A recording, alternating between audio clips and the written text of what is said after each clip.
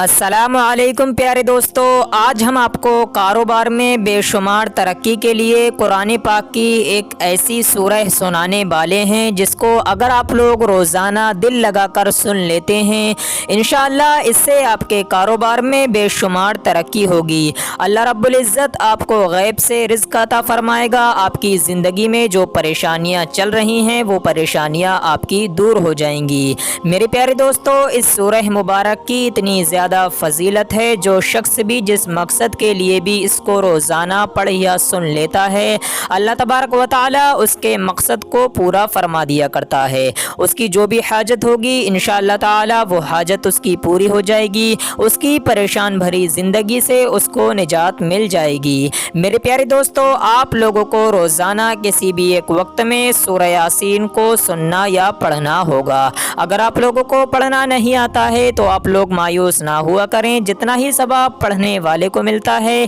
اتنا ہی ثواب سننے والے کو بھی ملتا ہے۔ میرے پیارے دوستو، سورہ یاسین کی بہت ہی زیادہ فضیلت ہے، بہت بابرکت یہ سورہ ہے۔ جس شخص نے بھی اس کا وظیفہ کیا ہے اللہ تبارک و تعالی نے اس کو غیب سے رزق عطا فرمایا ہے۔ اگر آپ لوگ بھی اپنے کاروبار میں بے شمار اضافہ چاہتے ہیں تو اس سورہ مبارک کو روزانہ ایک مرتبہ ضرور پڑھ یا سن لیا کریں۔ انشاءاللہ اللہ رب العزت آپ کو غیب سے رزق عطا فرمائے گا، آپ کی تمام پریشانیوں کو بھی دور عطا فرمائے گا۔ میرے پیارے دوستو، سورہ یاسین قرآن مجید میں 22ویں پارے میں موجود ہے اور جس کو قرآن پاک کا دل بھی کہا جاتا ہے۔ اب آپ لوگ یہاں سے اندازہ لگا سکتے ہیں جو سورہ قرآن مقدس کا دل ہو تو اس سورہ مبارک کی کتنی زیادہ فضیلت ہوگی۔ انشاءاللہ آپ لوگ روزانہ اس کو پڑھ کر یا سن کر دیکھیں، آپ کی پریشان بھری زندگی سے آپ کو نجات مل جائے گی۔ تو چلیے دوستو، اب ہم آپ کو سنا دیتے ہیں سورہ یاسین۔ اس سے پہلے آپ سبھی لوگوں کا فرض بنتا ہے ویڈیو پر ایک لائک ضرور کر دیا کریں اور چینل کو بھی سبسکرائب ضرور کر لیں۔ اللہ تعالی آپ کو جزائے خیر عطا فرمائے۔ اعوذ باللہ من الشیطان الرجیم، بسم اللہ الرحمن الرحیم، یاسین والقرآن الحکیم، انک لمن المرسلین علی صراط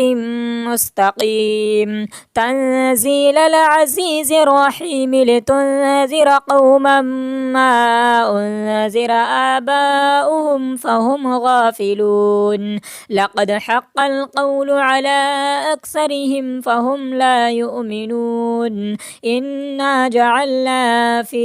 أعناقهم أغلالا فهي إلى الأذقان فهم مقمحون، وجعلنا من بين أيديهم سدا ومن خلفهم سدا فأغشيناهم فهم لا يبصرون، وسواء عليهم أأنذرتهم أم لم تنذرهم لا يؤمنون، إنما تنذر من اتبع الذكر وخشي الرحمن بالغيب فبشره بمغفرة وأجر كريم،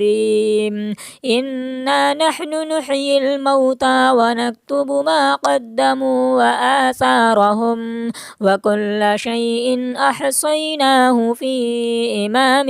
مبين، واضرب لهم مثلا أصحاب القرية إذ جاءها المرسلون، إذ أرسلنا إليهم اثنين فكذبوهما فعززنا بثالث فقالوا إنا إليكم مرسلون، قالوا ما أنتم إلا بشر مثلنا وما أنزل الرحمن من شيء إن أنتم إلا تكذبون، قالوا ربنا يعلم إنا إليكم لمرسلون وما علينا إلا البلاغ المبين، قالوا إنا تطيرنا بكم لئن لم تنتهوا لنرجمنكم وليمسنكم منا عذاب أليم، قالوا طائركم معكم أئن ذكرتم بل أنتم قوم مسرفون، يعلمون. وجاء من أقصى المدينة رجل يسعى قال يا قوم اتبعوا المرسلين اتبعوا من لا يسألكم أجرا وهم مهتدون. وما لي لا أعبد الذي فطرني وإليه ترجعون. أأتخذ من دونه آلهة إن يردني الرحمن بضر لا تغني عني شفاعتهم شيئا ولا ينقذون. إني إذا لفي ضلال مبين.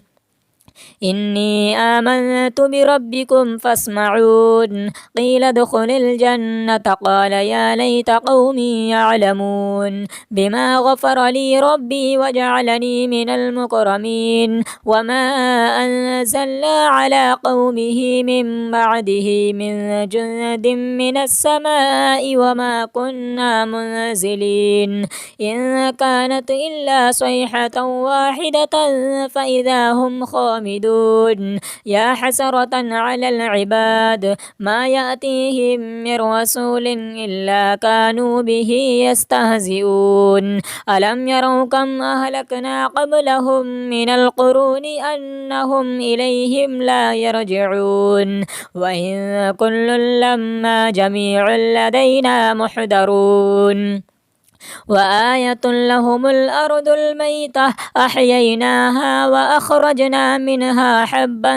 فمنه يأكلون. وجعلنا فيها جنات من نخيل وأعناب وفجرنا فيها من العيون ليأكلوا من ثمره وما عملته أيديهم أفلا يشكرون. سبحان الذي خلق الأزواج كلها مما تنبت الأرض ومن أنفسهم ومما لا يعلمون. وآية لهم الليل نسلخ منه النهار فإذا هم مظلمون. والشمس تجري لمستقر لها ذلك تقدير العزيز العليم. والقمر قدرناه منازل حتى عاد كالعرجون القديم. لا الشمس ينبغي لها أن تدرك القمر ولا الليل سابق النهار وكل في فلك يسبحون. وآية لهم أنا حملنا ذريتهم في الفلك المشحون وخلقنا لهم من مثله ما يركبون. وإن نشأ نغرقهم فلا صريخ لهم ولا هم ينقذون إلا رحمة منا ومتاعا إلى حين. وإذا قيل لهم اتقوا ما بين أيديكم وما خلفكم لعلكم ترحمون. وما تأتيهم من آية من آيات ربهم إلا كانوا عنها معرضين. وإذا قيل لهم أنفقوا مما رزقكم الله قال الذين كفروا للذين آمنوا أنطعم من لو يشاء الله وطعمه إن أنتم إلا في ضلال مبين. ويقولون متى هذا الوعد إن كنتم صادقين. ما ينظرون إلا صيحة واحدة تأخذهم وهم يخصمون فلا يستطيعون توصية ولا إلى أهلهم يرجعون. ونفخ في الصور فإذا هم من الأجداث إلى ربهم ينسلون. قالوا يا ويلنا من بعثنا من مرقدنا هذا ما وعد الرحمن وصدق المرسلون. إن كانت إلا صيحة واحدة فإذا هم جميع لدينا محضرون. فاليوم لا تظلم نفس شيئا ولا تجزون إلا ما كنتم تعملون. إن أصحاب الجنة اليوم في شغل فاكهون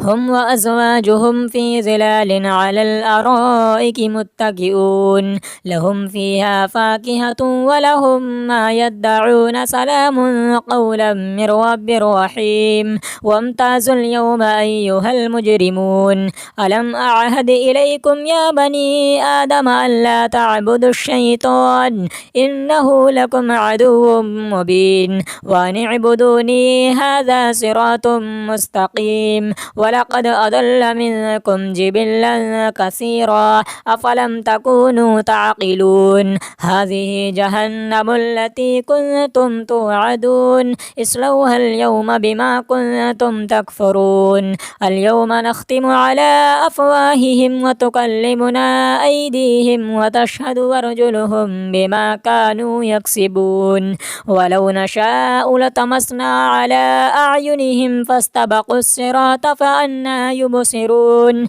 ولو نشاء لمسخناهم على مكانتهم فما استطاعوا مضيا ولا يرجعون ومن نعمره ننكسه في الخلق فلا يعقلون وما علمناه الشعر وما ينبغي له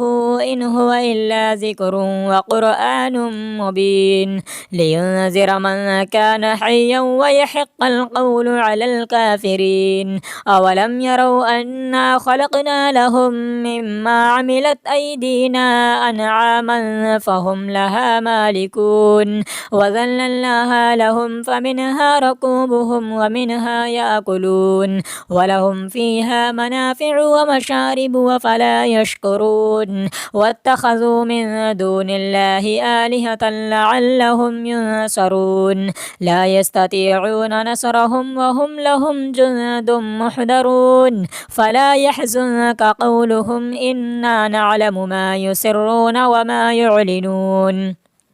أولم ير الإنسان أنا خلقناه من نطفة فإذا هو خصيم مبين وضرب لنا مثلا ونسي خلقه قال من يحيي العظام وهي رميم قل يحييها الذي أنشأها أول مرة وهو بكل خلق عليم الذي جعل لكم من الشجر الأخضر نارا فإذا أنتم منه توقدون أوليس الذي خلق السماوات والأرض بقادر على أن يخلق مثلهم بلى وهو الخلاق العليم إنما أمره إذا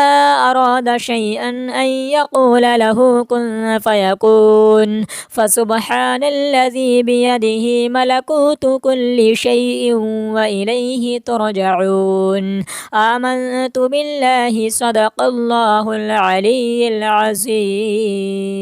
أعوذ بالله من الشيطان الرجيم بسم الله الرحمن الرحيم ياسين والقرآن الحكيم إنك لمن المرسلين على صراط مستقيم تنزيل العزيز الرحيم لتنذر قوما ما أنذر آباؤهم فهم غافلون لقد حق القول على أكثرهم فهم لا يؤمنون إنا جعلنا في أعناقهم أغلالا فهي إلى الأذقان فهم مقمحون وجعلنا من بين أيديهم سدا ومن خلفهم سدا فأغشيناهم فهم لا يبصرون وسواء عليهم أأنذرتهم أم لم تنذرهم لا يؤمنون إنما تنذر من اتبع الذكر وخشي الرحمن بالغيب فبشره بمغفرة وأجر كريم إنا نحن نحيي الموتى ونكتب ما قدموا وآثارهم وكل شيء أحصيناه في إمام مبين واضرب لهم مثلا أصحاب القرية إذ جاءها المرسلون إذ أرسلنا إليهم اثنين فكذبوهما فعززنا بثالث فقالوا إنا إليكم مرسلون قالوا ما أنتم إلا بشر مثلنا وما أنزل الرحمن من شيء إن أنتم إلا تكذبون قالوا ربنا يعلم إنا إليكم لمرسلون وما علينا إلا البلاغ المبين. قالوا إنا تطيرنا بكم لئن لم تنتهوا لنرجمنكم وليمسنكم منا عذاب أليم. قالوا طائركم معكم أئن ذكرتم بل أنتم قوم مسرفون. وجاء من أقصى المدينة رجل يسعى قال يا قوم اتبعوا المرسلين اتبعوا من لا يسألكم أجرا وهم مهتدون. وما لي لا أعبد الذي فطرني وإليه ترجعون. أأتخذ من دونه آلهة إن يردني الرحمن بضر لا تغني عني شفاعتهم شيئا ولا ينقذون. إني إذا لفي ضلال مبين. إني آمنت بربكم فاسمعون. قيل ادخل الجنة قال يا ليت قومي يعلمون بما غفر لي ربي وجعلني من المكرمين. وما أنزلنا على قومه من بعده من جند من السماء وما كنا منزلين. إن كانت إلا صيحة واحدة فإذا هم خامدون. يا حسرة على العباد ما يأتيهم من رسول إلا كانوا به يستهزئون. ألم يروا كم أهلكنا قبلهم من القرون أنهم إليهم لا يرجعون. وإن كل لما جميع لدينا محضرون. وآية لهم الأرض الميتة أحييناها وأخرجنا منها حبا فمنه يأكلون. وجعلنا فيها جنات من نخيل وأعناب وفجرنا فيها من العيون ليأكلوا من ثمره وما عملته أيديهم أفلا يشكرون. سبحان الذي خلق الأزواج كلها مما تنبت الأرض ومن أنفسهم ومما لا يعلمون. وآية لهم الليل نسلخ منه النهار فإذا هم مظلمون. والشمس تجري لمستقر لها ذلك تقدير العزيز العليم. والقمر قدرناه منازل حتى عاد كالعرجون القديم. لا الشمس ينبغي لها أن تدرك القمر ولا الليل سابق النهار وكل في فلك يسبحون. وآية لهم أنا حملنا ذريتهم في الفلك المشحون وخلقنا لهم من مثله ما يركبون. وإن نشأ نغرقهم فلا صريخ لهم ولا هم ينقذون إلا رحمة منا ومتاعا إلى حين.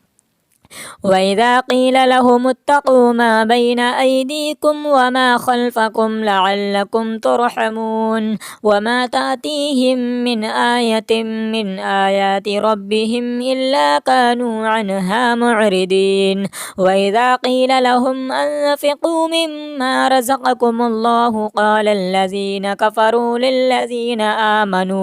آمنوا أنطعم من لو يشاء الله وطعمه إن أنتم إلا في ضلال مبين. ويقولون متى هذا الوعد إن كنتم صادقين. ما ينظرون إلا صيحة واحدة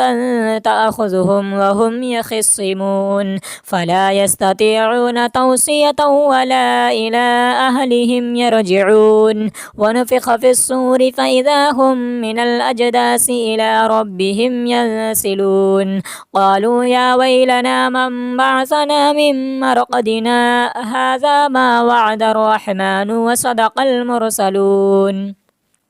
إن كانت إلا صيحة واحدة فإذا هم جميع لدينا محضرون. فاليوم لا تظلم نفس شيئا ولا تجزون إلا ما كنتم تعملون. إن أصحاب الجنة اليوم في شغل فاكهون. هم وأزواجهم في ظلال على الأرائك متكئون لهم فيها فاكهة ولهم ما يدعون سلام قولا من رب رحيم وامتازوا اليوم أيها المجرمون ألم أعهد إليكم يا بني آدم ألا تعبدوا الشيطان إنه لكم عدو مبين وأن اعبدوني هذا صراط مستقيم ولقد أضل منكم جبلا كثيرا أفلم تكونوا تعقلون هذه جهنم التي كنتم توعدون اصلوها اليوم بما كنتم تكفرون اليوم نختم على أفواههم وتكلمنا أيديهم وتشهد أرجلهم بما كانوا يكسبون ولو نشاء لطمسنا على أعينهم فاستبقوا الصراط فأنى يبصرون ولو نشاء لمسخناهم على مكانتهم فما استطاعوا مضيا ولا يرجعون ومن نعمره ننكسه في الخلق فلا يعقلون وما علمناه الشعر وما ينبغي له إن هو إلا ذكر وقرآن مبين لينذر من كان حيا ويحق القول على الكافرين أولم يروا أنا خلقنا لهم مما عملت أيدينا أنعاما فهم لها مالكون وذللناها لهم فمنها ركوبهم ومنها يأكلون ولهم فيها منافع ومشارب وفلا يشكرون واتخذوا من دون الله آلهة لعلهم ينصرون لا يستطيعون نصرهم وهم لهم جند محضرون فلا يحزنك قولهم إنا نعلم ما يسرون وما يعلنون أولم ير الإنسان أنا خلقناه من نطفة فإذا هو خصيم مبين وضرب لنا مثلا ونسي خلقه قال من يحيي العظام وهي رميم قل يحييها الذي أنشأها أول مرة وهو بكل خلق عليم الذي جعل لكم من الشجر الأخضر نارا فإذا أنتم منه توقدون أوليس الذي خلق السماوات والأرض بقادر على أن يخلق مثلهم بلى وهو الخلاق العليم إنما أمره إذا أراد شيئا أن يقول له كن فيكون فسبحان الذي بيده ملكوت كل شيء وإليه ترجعون آمنت بالله صدق الله العلي العظيم أعوذ بالله من الشيطان الرجيم بسم الله الرحمن الرحيم ياسين والقرآن الحكيم إنك لمن المرسلين على صراط مستقيم تنزيل العزيز الرحيم لتنذر قوما ما أنذر آباؤهم فهم غافلون لقد حق القول على أكثرهم فهم لا يؤمنون إنا جعلنا في أعناقهم أغلالا فهي إلى الأذقان فهم مقمحون وجعلنا من بين أيديهم سدا ومن خلفهم سدا فأغشيناهم فهم لا يبصرون وسواء عليهم أأنذرتهم أم لم تنذرهم لا يؤمنون إنما تنذر من اتبع الذكر وخشي الرحمن بالغيب فبشره بمغفرة وأجر كريم إنا نحن نحيي الموتى ونكتب ما قدموا وآثارهم وكل شيء أحصيناه في إمام مبين واضرب لهم مثلا أصحاب القرية إذ جاءها المرسلون إذ أرسلنا إليهم اثنين فكذبوهما فعززنا بثالث فقال قالوا إنا إليكم مرسلون قالوا ما أنتم إلا بشر مثلنا وما أنزل الرحمن من شيء إن أنتم إلا تكذبون قالوا ربنا يعلم إنا إليكم لمرسلون وما علينا إلا البلاغ المبين قالوا إنا تطيرنا بكم لئن لم تنتهوا لنرجمنكم وليمسنكم منا عذاب أليم قالوا طائركم معكم أئن ذكرتم بل أنتم قوم مسرفون وجاء من أقصى المدينة رجل يسعى قال يا قوم اتبعوا المرسلين اتبعوا من لا يسألكم أجرا وهم مهتدون وما لي لا أعبد الذي فطرني وإليه ترجعون أأتخذ من دونه آلهة إن يردني الرحمن بضر لا تغني عني شفاعتهم شيئا ولا ينقذون إني إذا لفي ضلال مبين إني آمنت بربكم فاسمعون قيل ادخل الجنة قال يا ليت قومي يعلمون بما غفر لي ربي وجعلني من المكرمين وما أنزلنا على قومه من بعده من جند من السماء وما كنا منزلين إن كانت إلا صيحة واحدة فإذا هم خامدون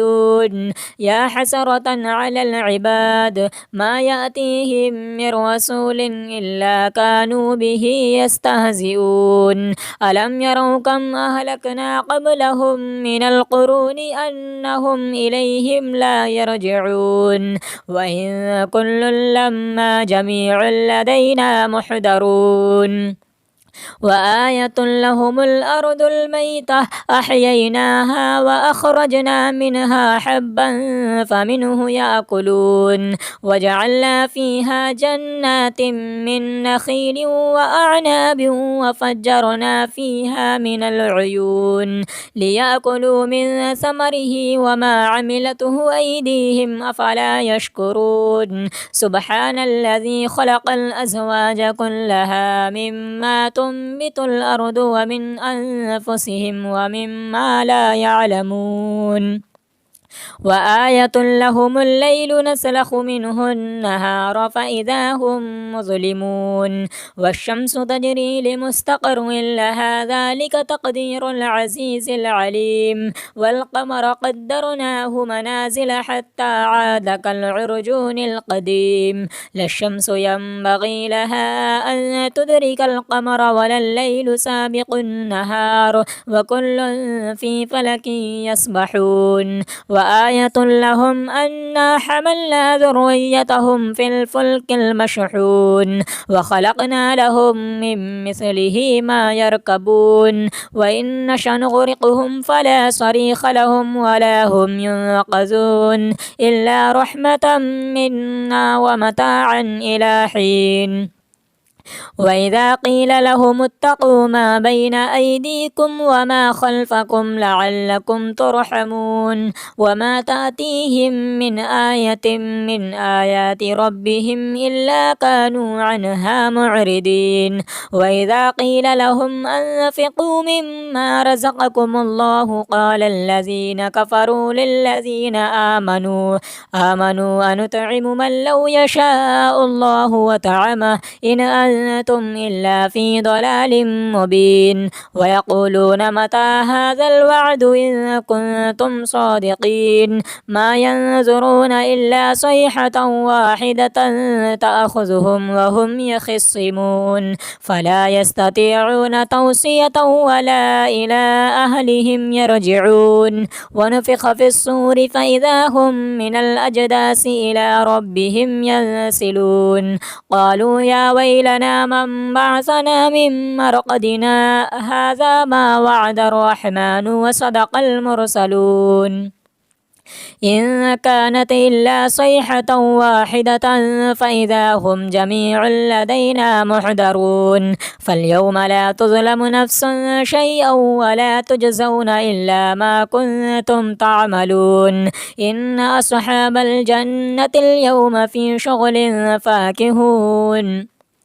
هم وأزواجهم في ظلال على الأرائك متكئون لهم فيها فاكهة ولهم ما يدعون سلام قولا من رب رحيم وامتازوا اليوم أيها المجرمون ألم أعهد إليكم يا بني آدم ألا تعبدوا الشيطان إنه لكم عدو مبين وأن اعبدوني هذا صراط مستقيم ولقد أضل منكم جبلا كثيرا أفلم تكونوا تعقلون هذه جهنم التي كنتم توعدون اصلوها اليوم بما كنتم تكفرون اليوم نختم على أفواههم وتكلمنا أيديهم وتشهد أرجلهم بما كانوا يكسبون ولو نشاء لطمسنا على أعينهم فاستبقوا الصراط فأنى يبصرون ولو نشاء لمسخناهم على مكانتهم فما استطاعوا مضيا ولا يرجعون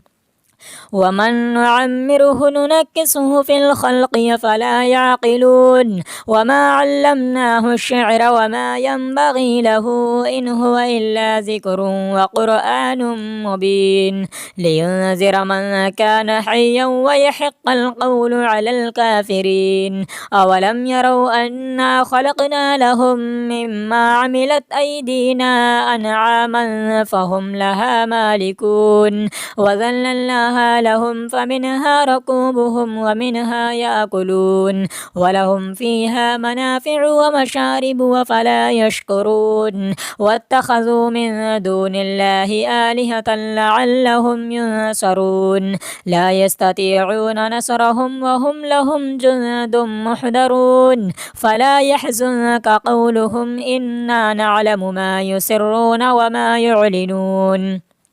أولم ير الإنسان أنا خلقناه من نطفة فإذا هو خصيم مبين وضرب لنا مثلا ونسي خلقه قال من يحيي العظام وهي رميم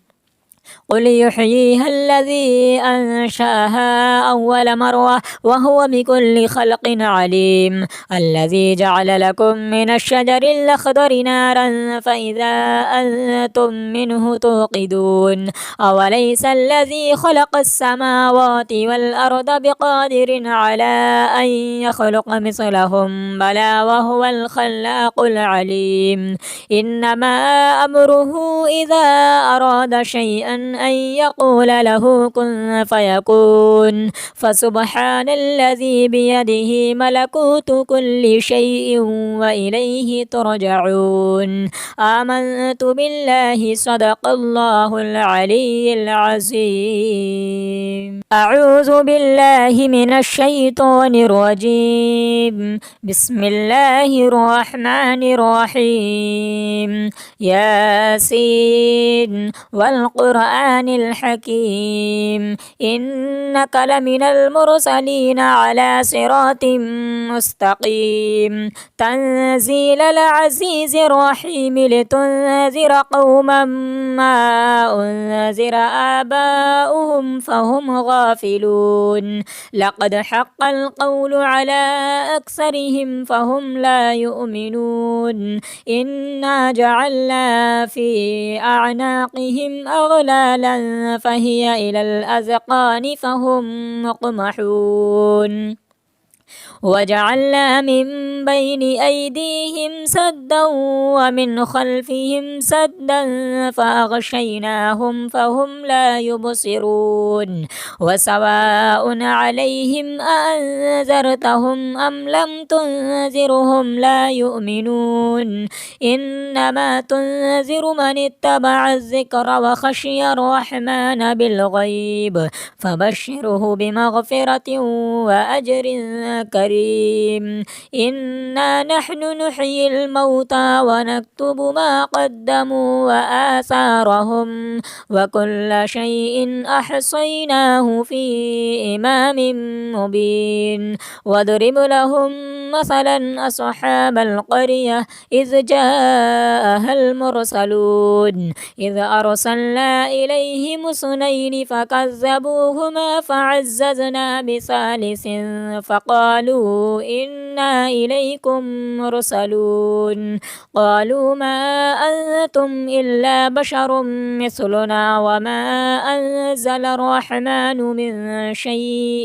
من شيء إن أنتم إلا تكذبون قالوا ربنا يعلم إنا إليكم لمرسلون وما علينا إلا البلاغ المبين قالوا إنا تطيرنا بكم لئن لم تنتهوا لنرجمنكم وليمسنكم منا عذاب أليم قالوا طائركم معكم أئن ذكرتم بل أنتم قوم مسرفون وجاء من أقصى المدينة رجل يسعى قال يا قوم اتبعوا المرسلين اتبعوا من لا يسألكم أجرا وهم مهتدون وما لي لا أعبد الذي فطرني وإليه ترجعون أأتخذ من دونه آلهة إن يردني الرحمن بضر لا تغني عني شفاعتهم شيئا ولا ينقذون إني إذا لفي ضلال مبين إني آمنت بربكم فاسمعون قيل ادخل الجنة قال يا ليت قومي يعلمون بما غفر لي ربي وجعلني من المكرمين وما أنزلنا على قومه من بعده من جند من السماء وما كنا منزلين إن كانت إلا صيحة واحدة فإذا هم خامدون يا حسرة على العباد ما يأتيهم من رسول إلا كانوا به يستهزئون ألم يروا كم أهلكنا قبلهم من القرون أنهم إليهم لا يرجعون وإن كل لما جميع لدينا محضرون وآية لهم الأرض الميتة أحييناها وأخرجنا منها حبا فمنه يأكلون وجعلنا فيها جنات من نخيل وأعناب وفجرنا فيها من العيون ليأكلوا من ثمره وما عملته أيديهم أفلا يشكرون سبحان الذي خلق الأزواج كلها مما تنبت الأرض ومن أنفسهم ومما لا يعلمون وآية لهم الليل نسلخ منه النهار فإذا هم مظلمون والشمس تجري لمستقر لها ذلك تقدير العزيز العليم والقمر قدرناه منازل حتى عاد كالعرجون القديم لا الشمس ينبغي لها أن تدرك القمر ولا الليل سابق النهار وكل في فلك يسبحون وآية لهم أنا حملنا ذريتهم في الفلك المشحون وخلقنا لهم من مثله ما يركبون وإن نشأ نغرقهم فلا صريخ لهم ولا هم ينقذون إلا رحمة منا ومتاعا إلى حين وإذا قيل لهم اتقوا ما بين أيديكم وما خلفكم لعلكم ترحمون وما تأتيهم من آية من آيات ربهم إلا كانوا عنها معرضين وإذا قيل لهم أنفقوا مما رزقكم الله قال الذين كفروا للذين آمنوا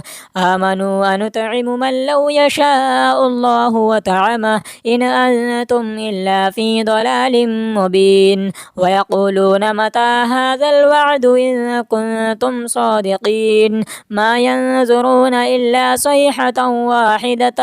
تأخذهم وهم يخصمون فلا يستطيعون توصية ولا إلى أهلهم يرجعون ونفخ في الصور فإذا هم من الأجداث إلى ربهم ينسلون قالوا يا ويلنا من بعثنا من مرقدنا هذا ما وعد الرحمن وصدق المرسلون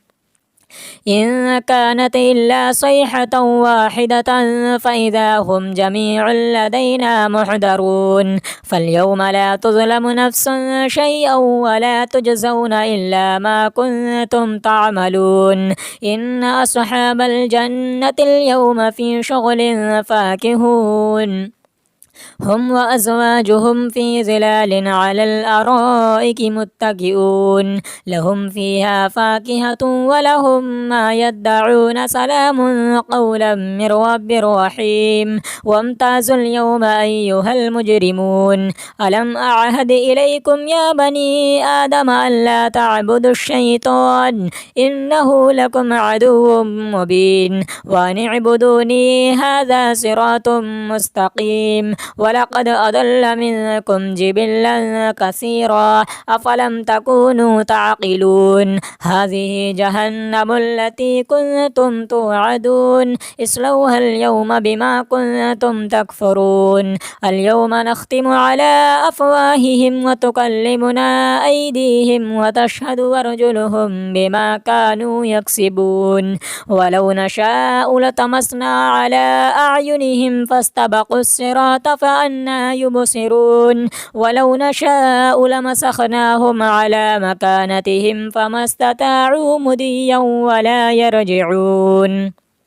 ومن نعمره ننكسه في الخلق فلا يعقلون وما علمناه الشعر وما ينبغي له إن هو إلا ذكر وقرآن مبين لينذر من كان حيا ويحق القول على الكافرين أولم يروا أنا خلقنا لهم مما عملت أيدينا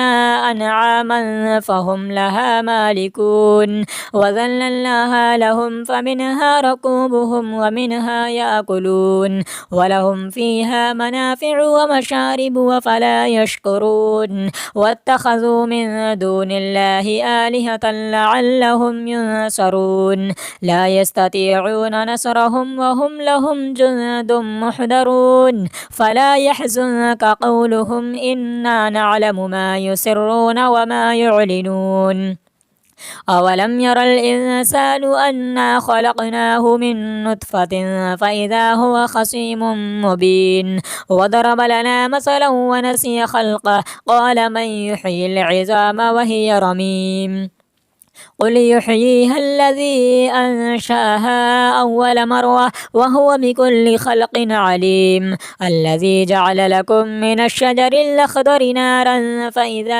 أنتم منه توقدون أوليس الذي خلق السماوات والأرض بقادر على أن يخلق مثلهم بلى وهو الخلاق العليم إنما أمره إذا أراد شيئا أن يقول له كن فيكون فسبحان الذي بيده ملكوت كل شيء وإليه ترجعون آمنت بالله صدق الله العلي العظيم.